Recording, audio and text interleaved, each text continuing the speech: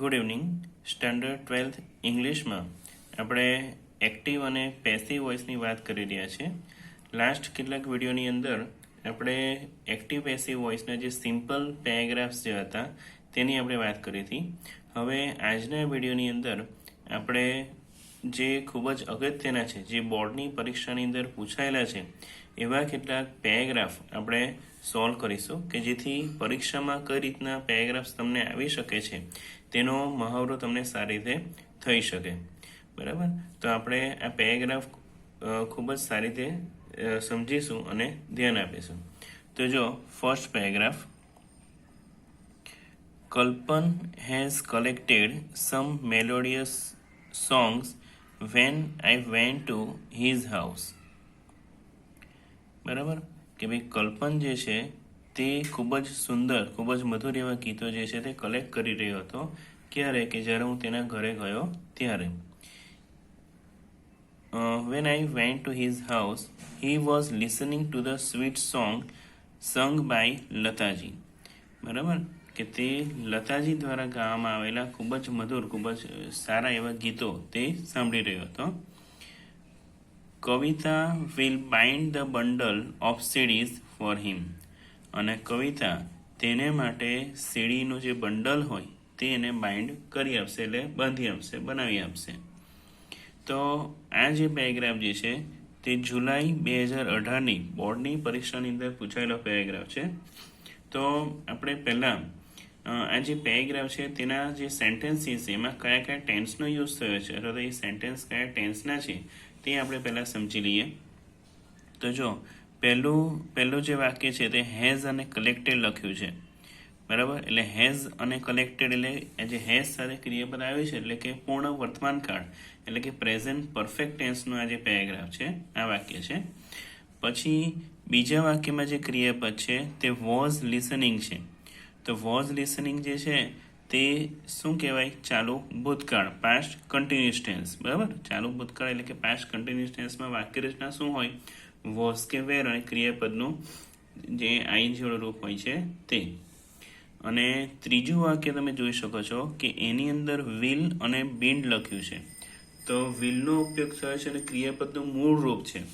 તો એનો અર્થ એ કે આ જે વાક્ય જે છે તે સિમ્પલ ફ્યુચર ટેન્સનું છે. એટલે જો તમને પરીક્ષામાં આ જ રીતના પેરેગ્રાફ્સ આવશે, આ જ રીતના વાક્ય આવશે કે જેમાં 3 સેન્ટેન્સ છે તે 3 સેન્ટેન્સ જે છે તે અલગ અલગ ટેન્સના છે.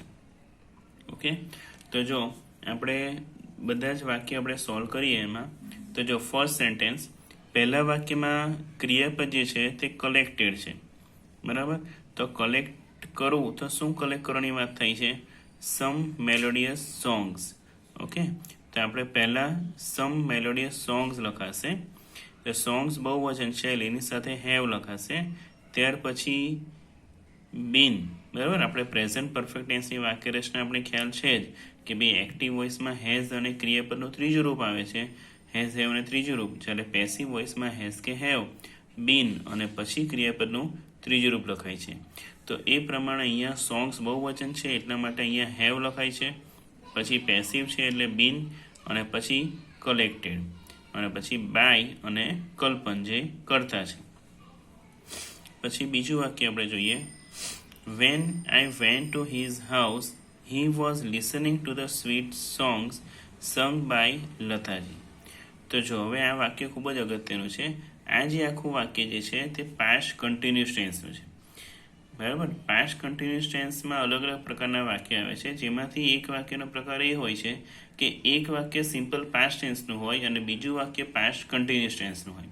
અને આ એ જ પ્રકારનું વાક્ય છે. જો આપણે વાક્ય સમજો કે when I went to his house, કે જ્યારે હું તેના ઘરે ગયો ત્યારે. તો અહીંયા વેન્ટ લખાયું છે, એનો અર્થ એ કે આ સિમ્પલ પાસ્ટ ટેન્સનું વાક્ય છે. અને ત્યારે શું ક્રિયા થઈ રહી હતી? તો બે વોઝ અને લિસનિંગ એટલે કે સોંગ સાંભળવાની ક્રિયા થઈ રહી હતી. તો જુઓ, આપણને ખ્યાલ છે કે અહીંયા વેન્ટ જે ક્રિયાપદ હોય તેની અંદર ક્યારેય એનું પેસિવ વોઇસમાં રૂપાંતર થઈ શકે નહીં. એટલે એ જે વાક્ય છે તેને આપણે સેમ ટુ સેમ જ લખી દઈશું. કયું વાક્ય? કે when I went to his house. એટલે when I went to his house એને આપણે જેવું છે તેવું જ આપણે લખી દઈશું. હવે બીજું વાક્ય અગત્યનું છે કે he was listening to the sweet songs sung by Lataji. એને આપણે પેસિવમાં કન્વર્ટ કરવાનું છે. તો જો ક્રિયાપદ શું છે? લિસનિંગ. બરાબર? તો લિસન એટલે સાંભળવું. તો શું સાંભળવાની વાત થાય છે? The sweet songs. ઓકે, પણ આપણે જે ઓબ્જેક્ટ લખવાનું છે તે સોંગ સુધી નહીં, પણ એ આખું જ વસ્તુ આપણે લખવી પડે. શું લખવું પડે? The sweet songs sung by Lataji. બરાબર? આટલી આખી જ વસ્તુ આપણે લખવી પડે તો એ આખો ઓબ્જેક્ટ બને કમ્પ્લીટ આપણા માટે. તો જો ઓબ્જેક્ટ તરીકે આપણે શું લખીશું? The sweet songs sung by Lataji. આટલું આખું ઓબ્જેક્ટ થઈ ગયું. હવે અહીંયા સોંગ્સ બહુવચન છે એટલા માટે અહીંયા વેર લખાશે, પછી બિંગ, અને પછી લિસનનું ત્રીજું રૂપ શું આવશે? લિસન. અને એની સાથે ટુ લખ્યું છે તો ટુ પણ આપણે એની સાથે લખવું પડે. ત્યારબાદ બાય અને કર્તા જે છે તે હી છે એટલા માટે અહીંયા શું આવશે? By him. ઓકે, તો જો પરીક્ષામાં તમને આ પ્રકારના વાક્ય પૂછાય તો તમારે ખાસ ધ્યાન આપવાનું કે જે વાક્યમાં વેન્ટ હોય, ગો હોય, કમ છે, બરાબર, તો એ બધા જે ક્રિયાપદો હોય એનું ક્યારેય પેસિવ વોઇસમાં રૂપાંતર થતું નથી. એટલે એ વાક્ય, એ શબ્દ, જે ક્રિયાપદો જે વાક્યમાં હોય એ વાક્ય આપણે સેમ જ લખી દેવાનું, કોઈ પણ પ્રકારના ચેન્જ કર્યા વગર. ઓકે, ચાલો હવે આગળનું વાક્ય જોઈએ. Kavita will bind the bundle of CDs for him. તો જો હવે અહીંયા વિલ અને bind લખ્યું છે એટલે માટે આ શું છે? ફ્યુચર ટેન્સનું વાક્ય છે. તો bind એટલે બાંધવું થાય. તો શું બાંધે છે? The bundle of CDs. તો જો the bundle of CDs. Okay, એ પહેલાં આપણે ઓબ્જેક્ટ લખી દીધું. ત્યાર પછી પેસિવમાં પણ વિલ જ આવશે. હવે ફ્યુચર ટેન્સ છે એટલા માટે વિલ પછી આપણે શું લખવું પડશે? બી. Will be. અને પછી બીન્ડની જગ્યાએનું ત્રીજું રૂપ શું થશે? બાઉન્ડ. બાય. કરતા કોણ છે અહીંયા? કવિતા. એટલે બાય કવિતા. અને કોના માટે તે બાંધે છે? તો ફોર હિમ. અને એટલા માટે ફોર હિમ. હવે આ જે ફોર હિમ જે છે તે આપણે શરૂ અહીંયા પણ લખી શકીએ. બાઉન્ડ પછી બાઉન્ડ ફોર હિમ અને પછી છેલ્લે બાય કવિતા. એવું પણ આપણે આનો આન્સર આપી શકીએ. બંને આન્સર સાચા જ હશે. બરાબર? તો જુઓ, આ ખૂબ જ અગત્યનો એવા પેરેગ્રાફ છે. હવે નેક્સ્ટ પેરેગ્રાફ જોઈએ.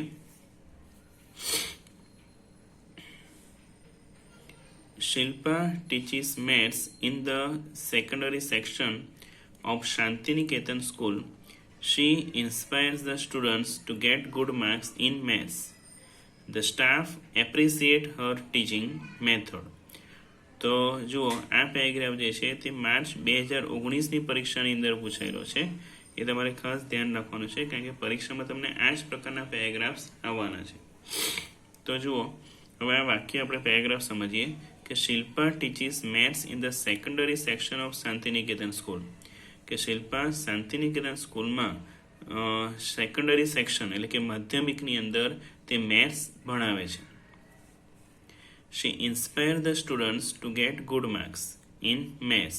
તે સ્ટુડન્ટ્સને મેથ્સમાં સારા માર્ક્સ મેળવવા માટે ઇન્સ્પાયર કરે છે, પ્રેરણા આપે છે.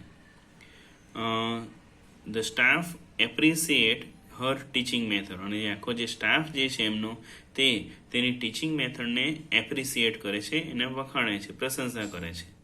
ઓકે, તો હવે આ પેરેગ્રાફની અંદર જે ક્રિયાપદો છે તે આપણે જોઈએ. તો પહેલા વાક્યની અંદર ક્રિયાપદ શું છે? ટીચીસ છે. બરાબર? એટલે આ સાદા વર્તમાનકાળનું વાક્ય છે. ES લગાડવામાં આવ્યું છે, એના પરથી ખ્યાલ આવે છે આપણને. અને પછી ઇન્સ્પાયર્સ, તો એમાં પણ S લગાડ્યો છે. બરાબર? એટલે આ પણ સિમ્પલ પ્રેઝન્ટ ટેન્સનું સેન્ટેન્સ છે. ત્રીજું વાક્ય જોઈએ. The staff appreciate Har teaching. તો આ પણ જે એપ્રિસિએટ લખ્યું છે તે પણ શું કહેવાય? સિમ્પલ પ્રેઝન્ટ ટેન્સ કહેવાય. તો એનો અર્થ શું થયો કે આખો જે પેરેગ્રાફ જે છે તે સિમ્પલ પ્રેઝન્ટ ટેન્સનો છે. ઓકે, તો ચલો એનો આપણે સોલ્વ કરીએ. જો પહેલામાં ક્રિયાપદ શું છે? ટીચ. ટીચ એટલે ભણાવું. તો શું ભણવાની વાત થાય છે? મેથ્સ. એટલે પહેલાં આપણે મેથ્સ લખીશું. મેથ્સ એક વચન કહેવાય એટલા માટે પ્રેઝન્ટ ટેન્સ એટલે ઇઝ આવશે. Maths is. પછી ટીચનું ત્રીજું રૂપ શું થશે? ટોટ. અને એ ક્યાં ભણવામાં આવે છે? તો in the secondary section of Shantiniketan school. જો એ આખી વસ્તુ જે ક્રિયાપદ સાથે જે સંકળાયેલ છે શબ્દો તે એની સાથે જ લખાઈ જશે. બરાબર? જો પહેલાં આપણે ઓબ્જેક્ટ તરીકે મેથ્સ લખ્યું, ત્યાર પછી ઇઝ, અને પછી ટીચનું ત્રીજું રૂપ ટોટ, હવે એથી ટોટ એટલે ભણાવ તો ક્યાં ભણાવે છે તે એની સાથે જ આવી જશે in the secondary section of Shantiniketan school. અને પછી છેલ્લે બાય શિલ્પાયું આપણે લખીશું. ઓકે, ચલો બીજું વાક્ય જોઈએ. She inspires the students to get good marks in maths. કે ભાઈ તે સ્ટુડન્ટ્સને મેથ્સમાં સારા માર્ક્સ માટે આપણે ઇન્સ્પાયર કરે છે. તો ઇન્સ્પાયર કરે છે તો કોને ઇન્સ્પાયર કરે છે? The students. બરાબર, તો ધ સ્ટુડન્ટ્સ અહીંયા પહેલાં લખાશે. ત્યાં સ્ટુડન્ટ્સ બહુવચન છે એટલે એની સાથે આર. ત્યારબાદ ઇન્સ્પાયરનું ત્રીજું રૂપ શું થશે? ઇન્સ્પાયર્ડ. ટુ ગેટ, શા માટે ઇન્સ્પાયર કરે છે? Two get good marks in maths. Okay, અને પછી કોના દ્વારા એને ઇન્સ્પાયર કરવામાં આવે છે? તો બાય શી લખ્યું છે એટલા માટે આપણે શું લખી દઈશું? હર. ત્યારબાદ બીજું વાક્ય આગળનું. The staff appreciate Har teaching method. તો એપ્રિશિએટ કરે છે તો શું એપ્રિશિએટ કરે છે? તો હર ટીચિંગ મેથડ. તો જો એ જ વસ્તુ અહીંયા પહેલાં લખાશે. હર ટીચિંગ મેથડ ઇઝ, એક વચન છે એટલે માટે ઇઝ એપ્રિશિએટેડ ત્રીજું રૂપ લખાશે. Her teaching method is appreciated by the staff. Okay, જો આવા સિમ્પલ પણ પેરેગ્રાફ કેટલીક વાર આપણે પરીક્ષામાં પૂછાઈ જાય છે, જે આપણે ખાસ એને ધ્યાનમાં રાખવાના છે. ચલો હવે ત્રીજો પેરેગ્રાફ જોઈએ.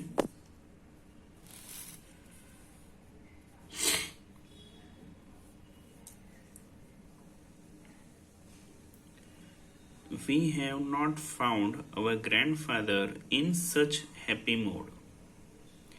When we went into the room, he was singing a romantic song.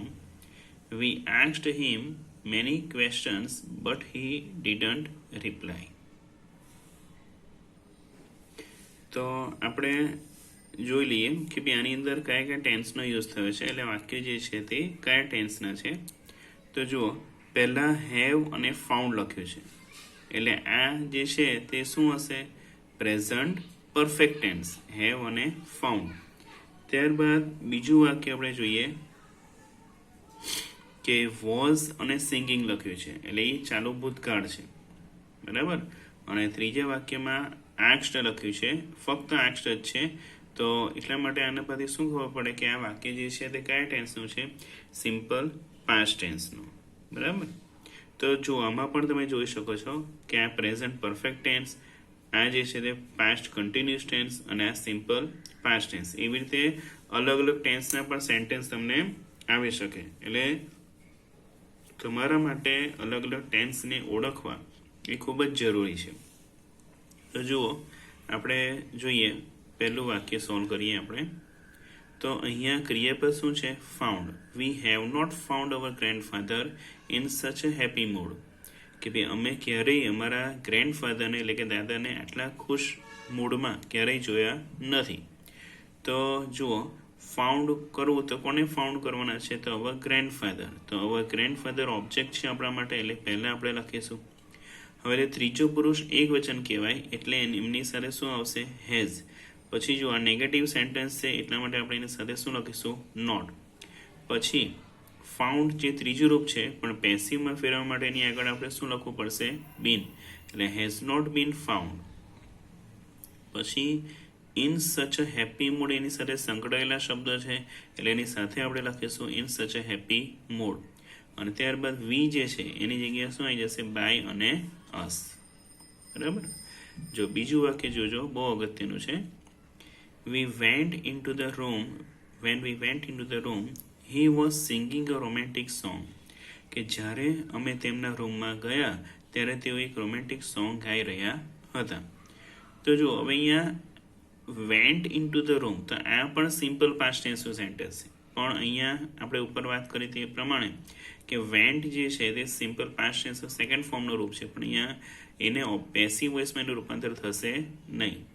તો જો when we went in the room, તો એ જે શબ્દ જે છે એ વાક્ય છે એને બેઠું જ આપણે લખી દઈશું કે when we went in to the room. પછી જુઓ સિંગિંગ એટલે ગાવ, તો શું ગાવાની વાત થઈ છે? Romantic song. બરાબર, હવે સોંગ એક વચન છે એટલે વોઝ આવશે, પછી પેસિવ છે એટલે બીંગ લખાશે. અને પછી સિંગનું ત્રીજું રૂપ જે છે તે સંગ આવશે. A romantic song was being sung by him. પછી જુઓ, we asked him many questions but he didn't reply. કે ભાઈ અમે એમને ઘણા બધા સવાલો પૂછ્યા પણ એમને કોઈ જ સવાલનો જવાબ આપ્યો નહીં. તો જો asked એટલે પૂછવું, તો શું પૂછવાની વાત થાય છે, કોને પૂછવાની વાત થાય છે, તો him. તો he જે છે આપણા માટે ઓબ્જેક્ટ છે એટલે પહેલાં આપણે he લખીશું, પછી was, ત્યારબાદ asked, બરાબર, ત્રીજું રૂપ એ જ થશે. શું પૂછ્યું, તો ભાઈ મેની ક્વેશ્ચન્સ, બરાબર. he was asked many questions by us. we છે એટલે us થઈ જશે અને બીજું જે અન્ય શબ્દ જે છે તે આપણે સેમ જ લખી દઈશું, બટ he didn't reply, બરાબર. હવે આ જ વાક્યની અંદર આપણે મેની ક્વેશ્ચન જે છે એને પણ આપણે ઓબ્જેક્ટ તરીકે લખી શકીએ, બરાબર, કે ભાઈ many questions were asked to him by us but he didn't reply. એટલે આ જ વાક્ય આવી રીતે પણ બની શકે, બરાબર ને. ચાલો હવે આપણે આગળના પેરેગ્રાફ જોઈએ. ચોથો પેરેગ્રાફ જુઓ. Wash the wound well with a soap and water. Take the patient to the doctor immediately. The doctor will give some injections to prevent rabies. તો હવે આપણે પેરેગ્રાફ આપણે સમજીએ પહેલા. Wash the wound well with soap and water. કે ભાઈ સાબુ અને પાણીથી જે વાઉન્ડ હોય, વાઉન્ડ એટલે ઘા, કશું આપણે વાગી અને પડ્યા હોય કે વાગ્યું હોય, તો જે વાગ્યું હોય, ઘા પડ્યું હોય તેને વાઉન્ડ કહેવાય. તો એ શું કહે છે કે જે વાઉન્ડ હોય તેને સારી રીતે વોશ કરો સોપ અને વોટરથી. Take the patient to the doctor immediately, બરાબર, પેશન્ટને ડૉક્ટર પાસે તરત જ લઈ જાઓ.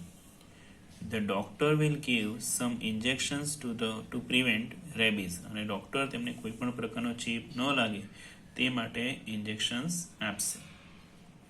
તો હવે આ પેરેગ્રાફની અંદર આપણે જોઈ શકીએ છીએ કે પહેલું અને બીજું વાક્ય જે છે તે ઇમ્પરેટિવ સેન્ટેન્સ છે, આજ્ઞાર્થ વાક્ય છે, બરાબર.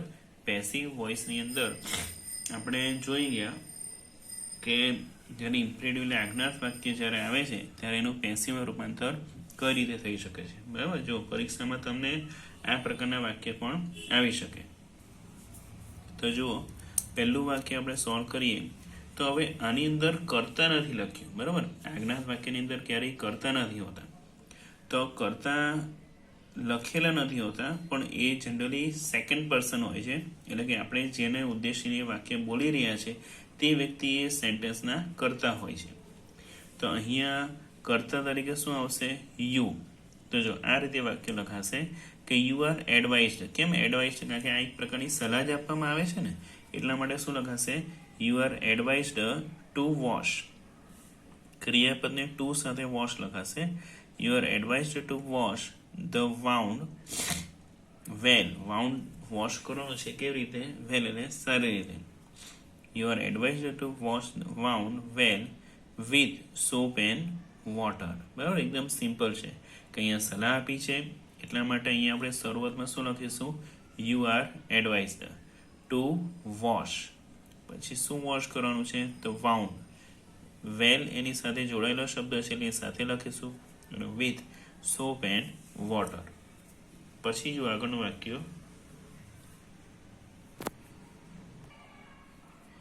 Tech the patient to the doctor immediately, બરાબર. તો આ પણ આજ્ઞાર્થ વાક્ય છે.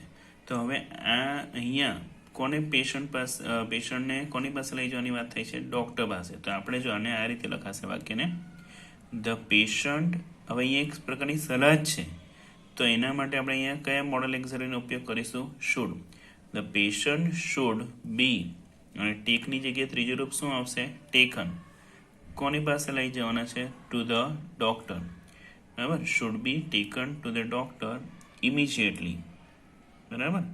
એટલે આ રીતે આમાં કરતા નથી, એટલે કે જે કોઈ વ્યક્તિ લઈ જાય તે, કાં તો પછી અહીંયા કરતા કોઈ લખવું પણ હોય તો બાય યુ એવું કરીને આપણે કરતા આપણે લખી શકીએ. એટલે જો કોને લઈ જવાની વાત થઈ છે, પેશન્ટ. એટલે પેશન્ટ આપણે પહેલાં લખીશું, સલાહનો ભાવ છે એટલા માટે આપણે શુડ લખીશું. પછી મોડલ એક્ઝલરી છે એટલા માટે એની સાથે બી લખાશે. ટેકનું ત્રીજું રૂપ શું થશે? ટેકન. ક્યાં લઈ જવાની વાત થાય છે? Two the doctor. અને પછી ઇમિજિએટલી શબ્દ એની સાથે જોડાયેલો છે એટલે એની સાથે આપણે લખીશું. ઓકે, ચાલો. પછી the doctor will give some injections to prevent rabies. તો જો અહીંયા વિલ અને ગીવ છે, તો વિલ અને ગીવ એ ફ્યુચર ટેન્સ છે, તો એટલા માટે આપણે ફ્યુચર ટેન્સ પ્રમાણે અને પેસિવમાં કન્વર્ટ કરીશું. તો ગીવ એટલે આપવું, તો શું આપવાની વાત થાય છે? સમ ઇન્જેક્શન. એટલે સમ ઇન્જેક્શન્સ લખાશે, પછી એની સાથે વિલ, પછી પેસિવ છે એટલા માટે બી, પછી ગીવનું ત્રીજું રૂપ શું રહેશે? Given by the doctor. બરાબર, આપણા માટે કરતા કોણ છે? By the doctor. અને શા માટે ઇન્જેક્શન્સ આપશે? કે ટુ પ્રિવેન્ટ રેબીઝ, કે જેથી કોઈ પ્રકારનો ચેપ ન લાગે તે માટે. બરાબર, પ્રિવેન્ટ કરવું એટલે રોકવું. તો આ પ્રમાણે પરીક્ષાની અંદર તમને આજ્ઞાત વાક્ય હોઈ શકે. બરાબર, તેનો આ પહેલું વાક્ય આપણે બનાવ્યું તે પ્રમાણે પણ થઈ શકે, અને બીજું વાક્ય બનાવ્યું તે પ્રમાણે પણ એનું પેસિવમાં રૂપાંતર થઈ શકે. તો જો હવે 5મો પેરેગ્રાફ જોઈએ. We use money to buy things. કે ભાઈ આપણે અલગ અલગ વસ્તુઓ ખરીદવા માટે આપણે પૈસાનો ઉપયોગ કરીએ છીએ. વી can buy food, clothing or play things with the help of currency notes. કે ભાઈ આપણે કરન્સી નોટ્સની મદદથી આપણે ફૂડ એટલે કે ખોરાક, ક્લોથિંગ એટલે કે કપડાં, પ્લેથિંગ એટલે રમવાની વસ્તુઓ આપણે એની મદદથી ખરીદીએ છીએ.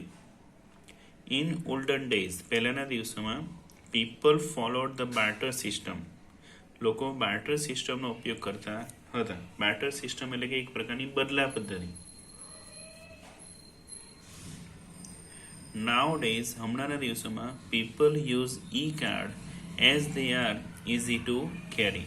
જ્યારે હમણાંના દિવસોમાં લોકો ઈ કાર્ડનો ઉપયોગ કરે છે કારણ કે તેને કેરી કરવાને એક જગ્યાએ બીજી જગ્યાએ લઈ જવા એ ખૂબ જ સરળ છે. નાના જે કાર્ડ આપણે એટીએમ કાર્ડ કે ડેબિટ કાર્ડ જે હોય છે તેની વાત કરવામાં આવી રહી છે.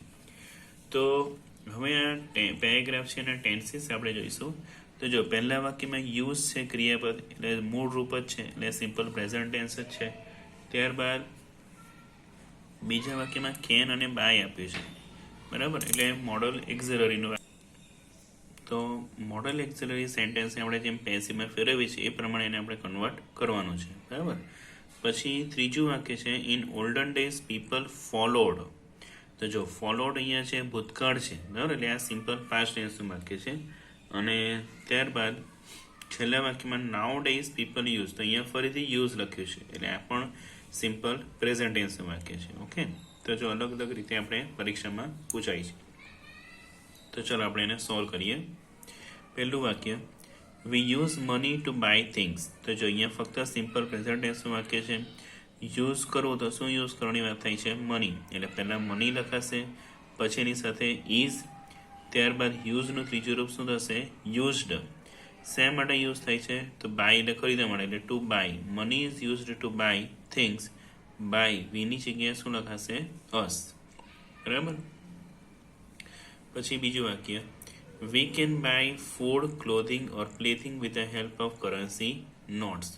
તો જો અહીંયા બાય કરવું તો શું બાય કરવાનું છે? Food, clothing, plaything with the help of currency notes. તો જો આપણા માટે ઓબ્જેક્ટ શું રહેશે? Food, clothing or playthings. હવે જો વધારે વસ્તુઓ છે એટલે એની સાથે અહીંયા કેન આપણે લખીશું. બરાબર, મોડલ એક્ઝલરી છે. ત્યારબાદ પેસિવમાં ફેરવીશું એટલે બી લખીશું, કેન બી. અને બાયની જગ્યાએ ત્રીજું રૂપ શું લખાશે? બોટ. હવે કેવી રીતે ખરીદીએ છીએ? તો with the help of currency notes. એટલે જો with the help of currency notes એની સાથે આવશે, બાય અસ. ઓકે, અને કર્તામાં વી છે એટલા માટે આપણે બાય અને અસ લખીશું. ત્યાર પછી જુઓ, in olden days people followed barter system. તો જુઓ ઇન ઓલ્ડન ડેઝ, બરાબર, એ તો આપણે સેમ લખીશું. ફોલો કરવું તો શું ફોલો કરવાનું છે? Barter system. એટલે પહેલાં આપણે બાર્ટર સિસ્ટમ લખીશું. એક વચન છે એટલે માટે એની સાથે વોઝ આવશે. ફોલોડનું ત્રીજું રૂપ ફોલોડ જ થશે. બરાબર, અને બાય પીપલ. ઓકે, પછી જુઓ નાઉ ડેઝ એટલે કે હમણાંના દિવસોમાં, people use E cards as they are easy to કેરી. તો જો અહીંયા પીપલ યુઝ ઈ કાર્ડ આટલું જ મુખ્ય વાક્ય છે. આ જે છે અહીંયાથી કે as they are easy to કેરી, આ તો એનું એક કારણ દર્શાવે છે. અહીંયા કોઈ ક્રિયા નથી થતી, એટલા માટે આ વાક્યને આપણે સેમ જ લખી દઈશું. બરાબર? તો જો કેવી રીતે આને સોલ્વ કરીએ, તો નાઉ ડેઝ આપણે સેમ ટુ સેમ આપણે પહેલાં લખી દઈશું. ત્યાર પછી ઈ કાર્ડ્સ આપણા માટે ઓબ્જેક્ટ છે એટલે આપણે પહેલાં લખીશું. બહુવચન છે એટલે એની સાથે આપણે આર લખી રહ્યા છે. પછી યુઝનું ત્રીજું રૂપ શું થશે? યુઝડ. ત્યારબાદ બાય અને કર્તા તરીકે કોણ છે? પીપલ. By people. અને પછી as they are easy to carry. બરાબર? એ વસ્તુ આપણે સેમ જ આપણે લખી શકીએ. બરાબર? એટલે આમાં આપણાથી એવું ન લખી શકાય કે આ જે યુઝડ છે ત્યારબાદ આપણે as they are easy to કેરી લખીને પછી બાય પીપલ લખીશું તો એ વાક્ય આપણું ખોટું થશે. બરાબર? એટલે એમાં ખાસ સમજવાનું કે આ એઝ જે છે એ કારણ દર્શાવે છે, એ કનેક્ટિવ છે. એટલે આ મેઇન વાક્યને એની સાથે જોઈન્ટ કરે છે. એટલે એને એ વાક્યને આપણે છેલ્લા બાય પીપલ કે બાય પછી કે કરતા કે પીપલ એવું લખીને ત્યાર પછી જે વાક્ય આપણે છેલ્લે લખી શકીએ. બરાબર? તો આજે આપણે 12મા ધોરણની બોર્ડની પરીક્ષા માટે ખૂબ જ અગત્યના હોય એવા એક્ટિવ અને પેસિવના પેરેગ્રાફ જોયા. બરાબર? જે તે તમારે ખૂબ જ ધ્યાનથી સમજવાના છે. ઓકે.